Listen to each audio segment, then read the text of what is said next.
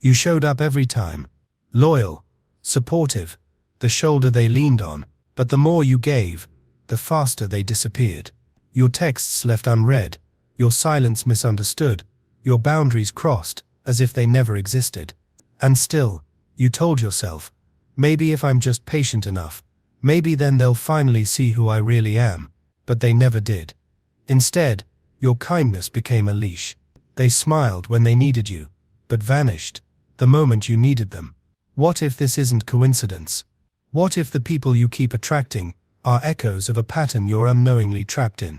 Carl Jung taught us the mind is not only shaped by thoughts, it's carved by shadows. Until you make the unconscious conscious, it will direct your life, and you will call it fate. What he meant is this: if you keep accepting toxic behavior, it's not just them, it's your unresolved inner wounds repeating the same story.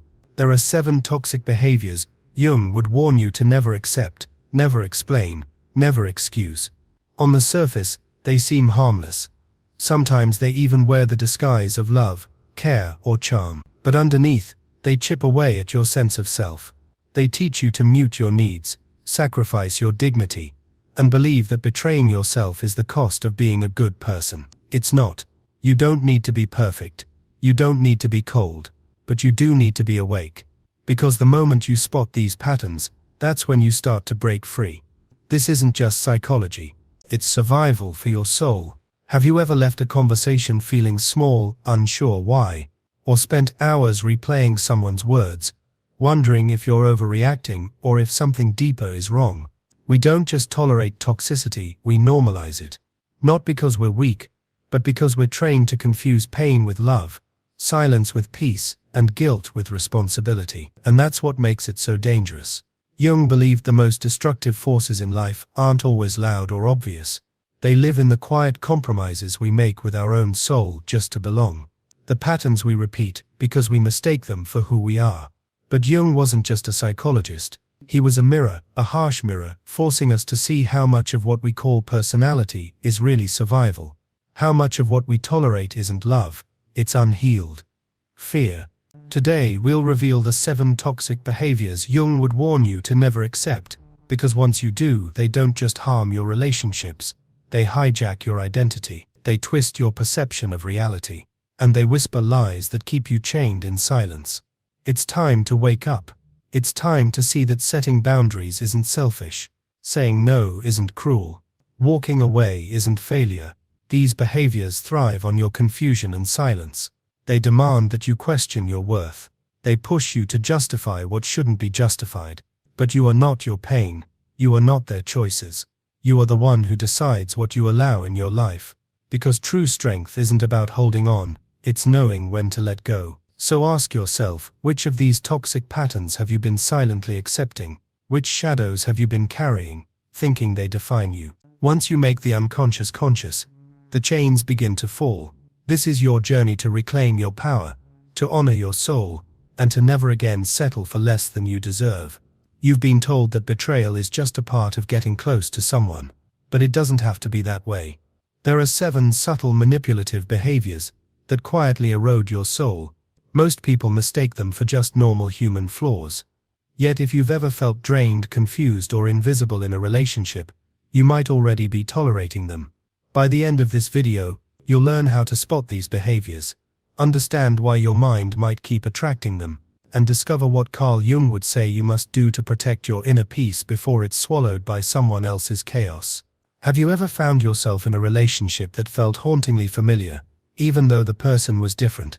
Same pain, same toxic games, same emptiness. And no matter how many times it happens, you ask yourself, why do I keep ending up here? Jung had a chilling explanation. He believed that our lives are shaped far more by the unconscious than by logic or willpower. Behind everything we see as ourselves, there's a deeper realm guiding our choices, the shadow self. The shadow is the part of us we hide, or were forced to hide. It's our repressed emotions, unmet needs, and wounds that never healed. Jung said, until you make the unconscious conscious, it will direct your life and you will call it fate. In other words, we don't attract toxic people because we're broken. We attract them because deep inside, they reflect what's unhealed within us. That controlling partner, they mirror the parent who only showed love when you obeyed. That emotionally distant friend, they echo the rejection you first felt when you learned your needs weren't safe to express. The manipulative boss, they reinforce the belief that your worth depends on what you do, not who you are. The unconscious mind doesn't crave happiness. It craves familiarity, even if that familiarity hurts. Jung wrote, "People will do anything, no matter how absurd, to avoid facing their own soul. So we stay, we rationalize. We call it loyalty, strength, or giving someone the benefit of the doubt. But underneath it all is fear. Fear of loneliness, fear of abandonment, fear that demanding respect will make love walk away. The longer we live this way, the more numb we become to the very behaviors destroying us." Jung warned that ignoring the unconscious lets it take over through projection.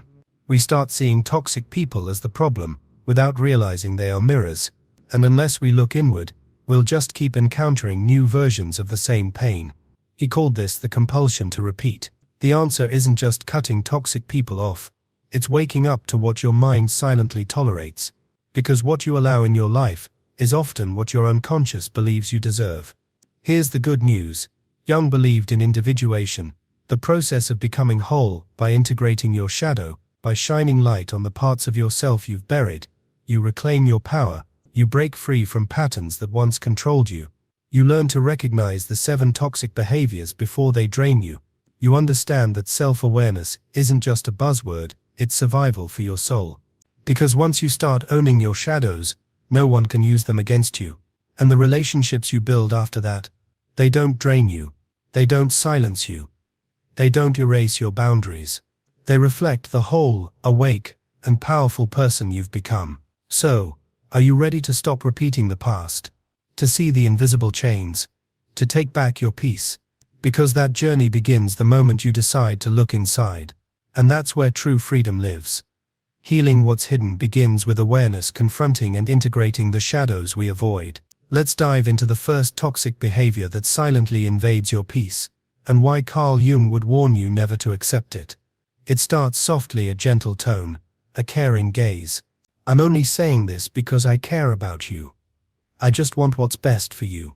You're being ungrateful after all I've done." On the surface it sounds like love, but underneath, it's control. This is emotional manipulation at its craftiest. Control disguised as care doesn't shout. It doesn't threaten. It uses guilt. Slowly, it rewires your mind. You begin doubting your choices not because they're wrong, but because someone made you feel guilty for making them. You suppress your needs not because they lack merit, but because every time you express them, you're met with disappointment. You stop trusting your gut, because they convince you that independence is selfish.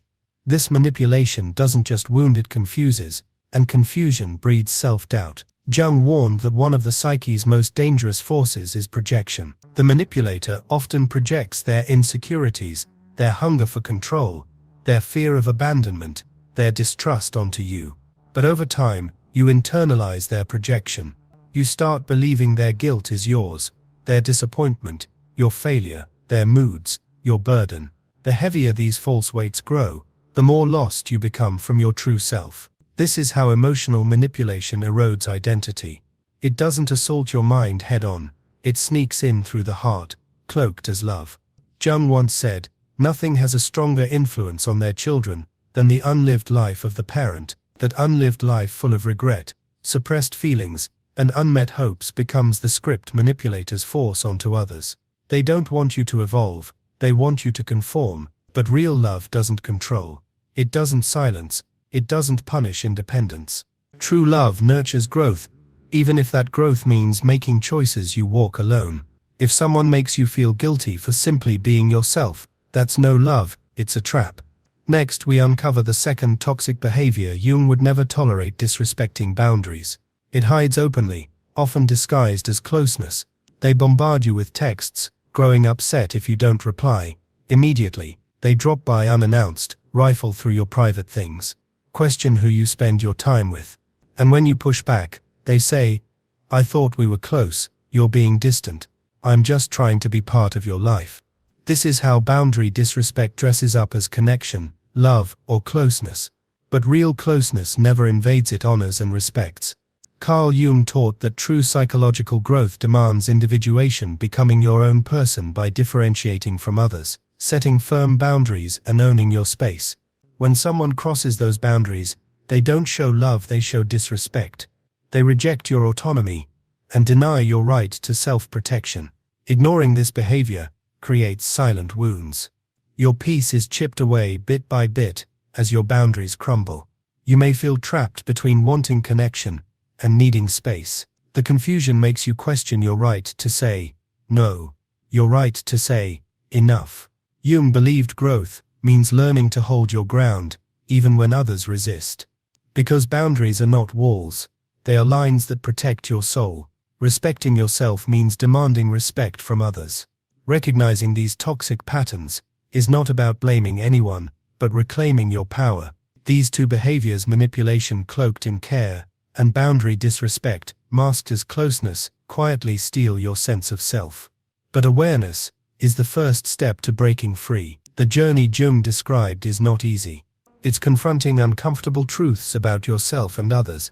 It's refusing to tolerate what poisons your mind and heart. But this struggle is necessary.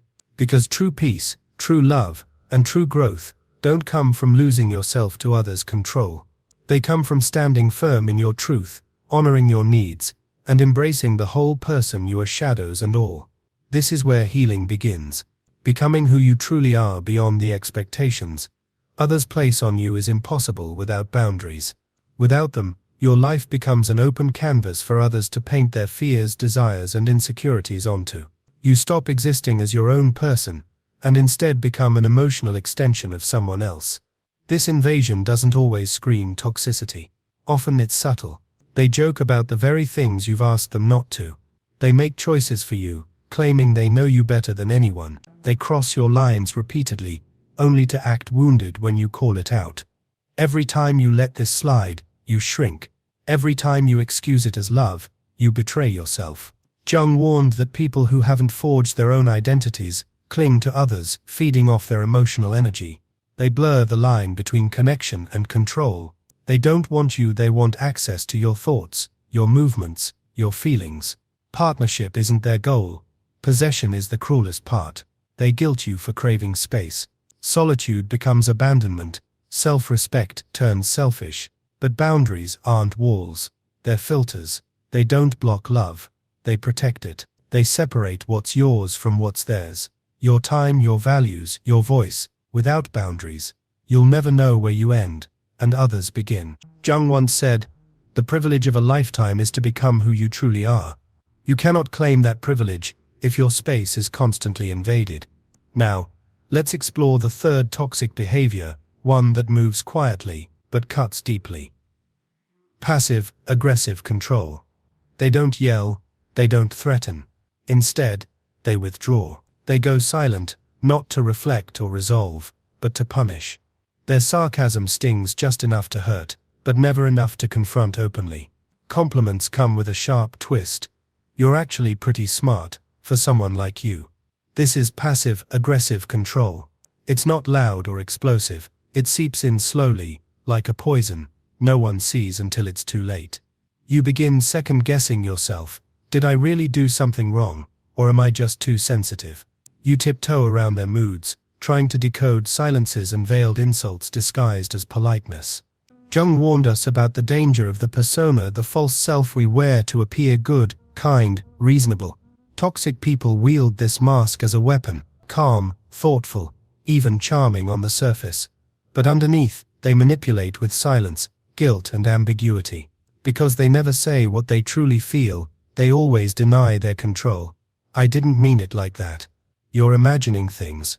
You're overreacting." That denial is what makes passive aggression so damaging. They never own their behavior. They make you feel like the unstable one. Over time, this quiet erosion destroys your confidence. It kills your trust in your intuition. Jung believed that repressing emotions and needs only fuels this cycle. When you deny your feelings, you lose your anchor in reality and open yourself to manipulation. But awareness breaks the cycle. Recognizing passive-aggressive control for what it is means reclaiming your power. It means trusting your inner voice again and refusing to be gaslit into doubt. Boundaries are your shield. Clear communication is your sword. Remember, real connection isn't silent punishment or disguised attacks. It's honest, respectful, and free. The journey to selfhood Jung described is challenging but necessary. It means saying no to what drains you, yes to what nourishes you, and never settling for anything less than respect. This is how you protect your soul. This is how you become who you were meant to be. True emotion often masks shadow behavior, the hidden parts of ourselves that manipulate without being seen. Passive aggression is the shadow of cowardice.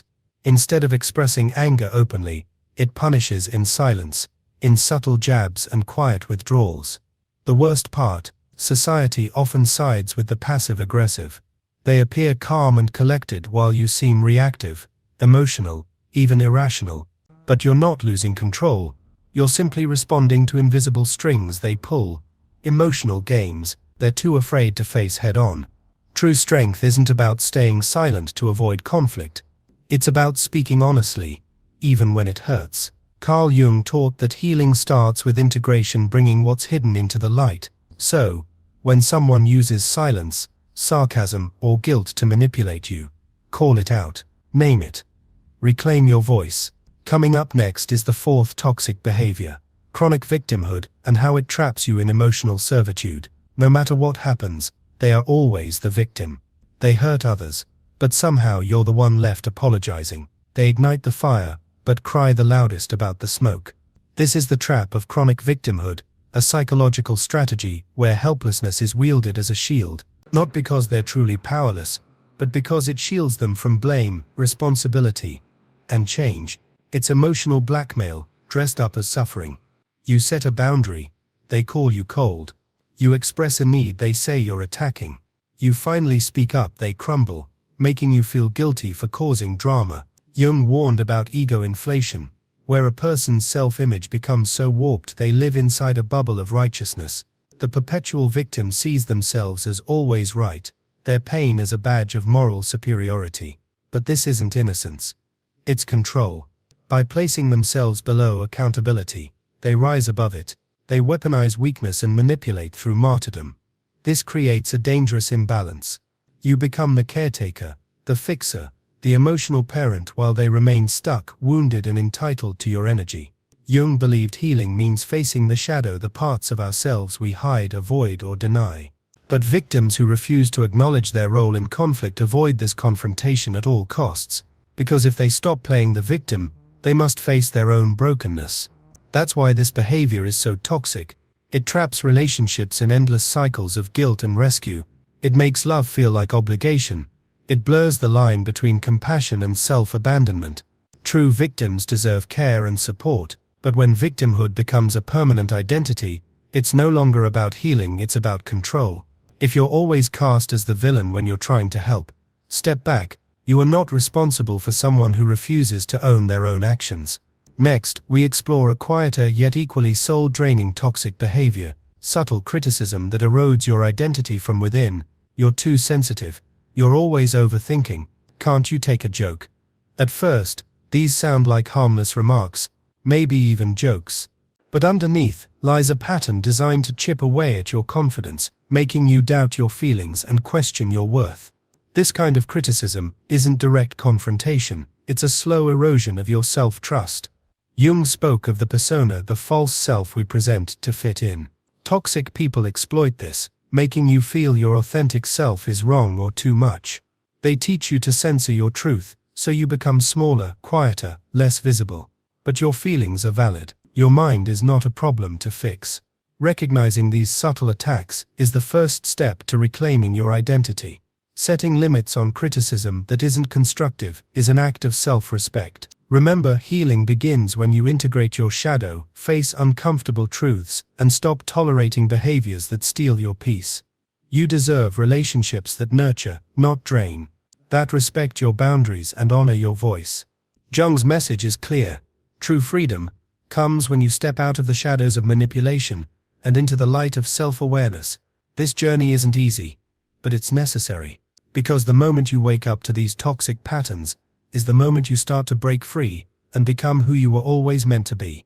These words might sound casual, almost harmless, but over time, they become tiny cuts to your sense of self. This is the silent danger of subtle criticism.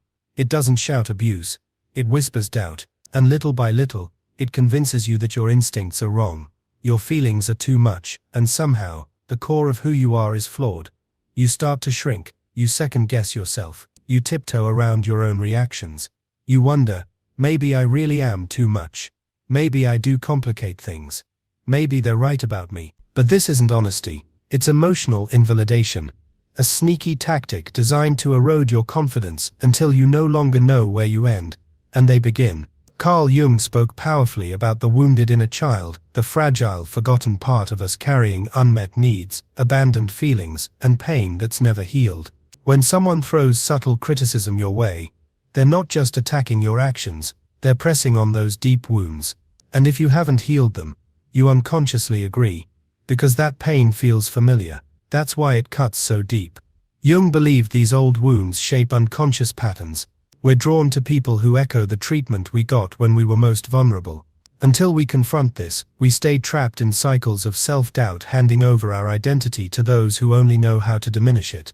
Subtle criticism isn't honest feedback, it's control disguised as concern, domination cloaked as advice, and when it becomes constant, it begins to erode your personality. You lose your voice, your spark, your center. The worst part? You find yourself defending the very people who are quietly erasing you. If someone makes you feel wrong just for being yourself, that isn't love, it's erosion. You weren't born too much. You were taught to feel that way by those who feared your truth. Next, we'll expose a behavior that appears generous but secretly drains your soul, toxic entitlement to your energy. Some people don't ask for your time, they expect it. They don't appreciate your support. They demand it, again and again. They act like your energy is a resource they have a right to. Your availability isn't kindness, it's obligation. They don't say thank you. They say finally. And slowly, the relationship shifts from mutual care to silent servitude. You start feeling guilty for not replying fast enough, for needing space, for saying no. Here's the truth. You were never selfish. They were just entitled. Jung talked about psychic energy, the invisible life force, fueling our thoughts, decisions, creativity, and emotions. It's limited. When we constantly pour it into people who never give it back, we become drained. Not just tired, but empty. These are what Jung might call emotional vampires. They don't want connection. They want consumption. They feed on your compassion, your attention, your guilt. And the worst part, they often don't realize they're doing it. They see their demands as normal, even justified. But you don't have to live like this. Recognizing entitlement is the first step to reclaiming your power. Setting boundaries around your energy isn't selfish, it's essential. When you say no, you're not shutting down love, you're protecting your life force. Because without it, there's no you left to love. Jung believed healing comes through awareness and individuation, the process of becoming whole and separate from unhealthy influences. The moment you realize your energy is precious and finite, is the moment you start to take it back. You deserve relationships where your time and spirit are valued, not taken for granted. So watch closely for the subtle critics and the energy drainers in your life. They wear masks of care and generosity, but underneath, they erode your essence. You don't have to accept that. You were meant to shine fully, fiercely, and freely. And that begins the moment you stop giving your light away to those who don't deserve it. They often mask their entitlement as helplessness, neediness, or even love. You're the only one who understands me. If you truly cared, you'd be here. Everyone else abandons me. Please don't be like them. But this isn't vulnerability. It's manipulative dependence. True empowerment in relationships leaves you feeling energized, seen, and alive. Toxic connections drain you, leaving behind anxiety, resentment, and exhaustion. One side gives, the other takes, without end. Carl Jung taught that without clear, conscious boundaries, our psychic energy becomes hostage to others' unmet needs. We begin living their lives instead of our own. And in that surrender, we lose the strength and clarity to become who we truly are. So, if someone constantly makes you feel like you owe them parts of yourself, that isn't care, it's colonization. You have every right to walk away from those who treat your energy like an all-you-can-eat buffet. Your presence is a gift, never an obligation. Next, we confront one of the most psychologically damaging patterns, when affection becomes a weapon and silence turns into control. Toxic behavior number 7: emotional withholding and inconsistency. At first, they're warm, attentive and present. They shower you with praise, affection, promises. It's intense, almost too good to be true, because it is. Then the warmth disappears. They pull away. They grow cold for no reason at all. Just when you begin to detach, they return, eyes blazing with passion. You're trapped in a cycle not of love, but of emotional whiplash. This isn't just confusing, it's conditioning. Like a lab rat in a cage, you wait for the reward, crave the highs, and blame yourself for the lows. Your nervous system stays locked in survival mode, anxious, alert, addicted. Jung warned, what we don't make conscious controls us. These cycles aren't random, they stem from a deep emotional imbalance, Jung called anima, animus distortion. The anima is the feminine inner energy in men. The animus is the masculine inner energy in women. When these forces are undeveloped or fractured, people struggle to express emotions in a healthy, stable way. They swing wildly between extremes, intensity and withdrawal, passion and punishment. One moment, they idealize you. The next, they use love as a weapon, withdrawing it like a punishment. This is not romance. It's fragmentation. It breeds trauma bonds, attachments built not on genuine love, but on confusion and unmet needs. You hold on to hope that the person from the beginning will return. But that person never existed, only a mask designed to lure you in. Jung cautioned, until we integrate these fragmented parts of ourselves, we project chaos onto our relationships. We attract mirrors of our own inner instability, and call it fate. But it's not fate, it's unhealed pain. If someone's affection is unpredictable, if their silence cuts deeper than their words, you're not in love. You're in psychological captivity. Consistency is freedom. Healthy love means reliability. It means you don't live in fear of the next withdrawal or cold shoulder. It means knowing where you stand without walking on eggshells. True connection nurtures your soul, not fractures it. It creates safety, not suspense. It grows your confidence, not your confusion. You deserve relationships where affection is steady and genuine, where silence isn't punishment but respect. Recognize these cycles. Name them. Break free. Because the path to healing isn't in tolerating chaos disguised as passion. It's in finding peace within yourself first, and then seeking connections that honor that peace. Your heart is not a game to be played with. You deserve more than unpredictable love. You deserve truth, respect, and unwavering care. Don't settle for less. And that's the power of understanding these toxic patterns. It's your first step toward reclaiming your emotional freedom. It's not exciting. It's not dramatic. But it's safe. It's sacred. And you deserve that, even if it means stepping away from someone who only knows how to love you in fragments. At first you make excuses. They didn't mean it. It's not that bad. They're just going through something. But deep down, something inside starts to shift. You grow quieter, less vibrant, more anxious, less sure, more exhausted. This is the hidden toll of tolerating toxic behavior. Emotional burnout, self-betrayal, spiritual erosion. You stretch your boundaries until they snap. You silence your intuition so many times, it eventually stops whispering altogether. That inner voice, the one that once nudged, "This doesn't feel right," becomes mute.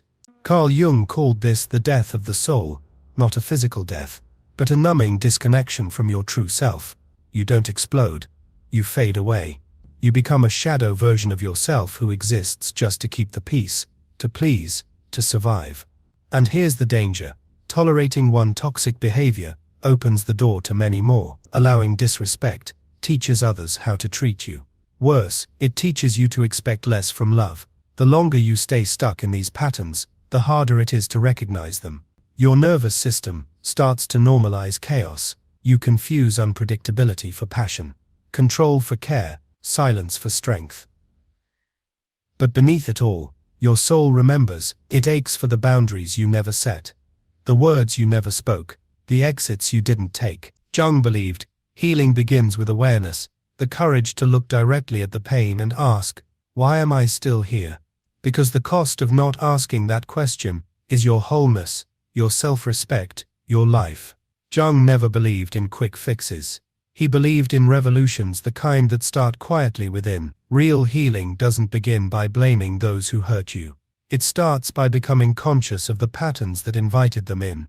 That moment when you ask yourself, why do I feel the need to prove my worth? Why does love feel unsafe unless I'm sacrificing something? Who taught me that being needed is the same as being valued? This is the beginning of what Jung called individuation, the lifelong journey of becoming whole.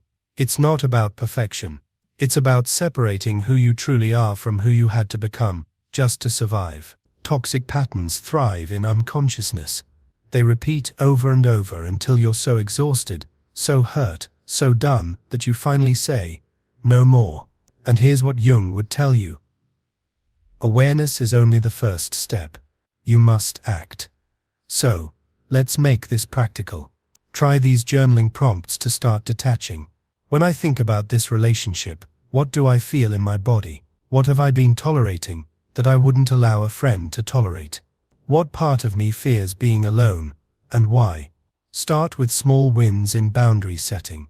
Say, I need time to think about this. Instead of rushing to respond, practice saying, no, when something doesn't feel right. Remember, protecting your energy is not selfish. It's essential. Every time you honor your limits, you rebuild your soul's strength. Because healing is not just about surviving the storm, it's about learning to dance in the rain while staying true to yourself. You deserve peace. You deserve love that feels like home, and it all begins with reclaiming your voice, your boundaries, your life. Saying an instant yes, without explaining or justifying every choice, allowing yourself to disappoint others, and realizing the world doesn't fall apart when you do. Setting boundaries feels uncomfortable at first. That's normal. Because if you grew up believing love means losing yourself, then self-respect will feel like a rebellious act. But that rebellion, it's exactly what Jung called for, a rebellion against the unconscious. This inner revolution isn't loud.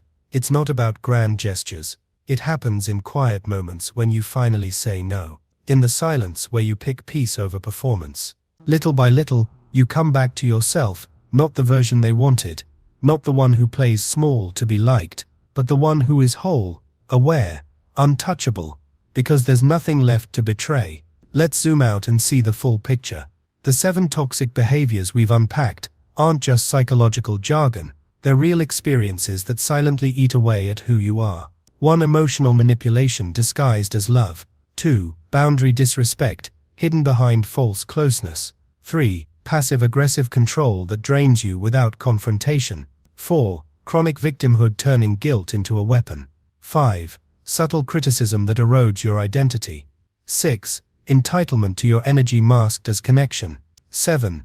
Emotional inconsistency that breeds confusion and dependence. Each one chips away at your soul quietly, until the person you were before feels like a stranger. Jung warned us, until we bring the unconscious into the light, it controls our lives and we call it fate. But now, you see it. And once you see it, you can't unsee it. This isn't about cutting people off in anger. It's about choosing yourself with clarity.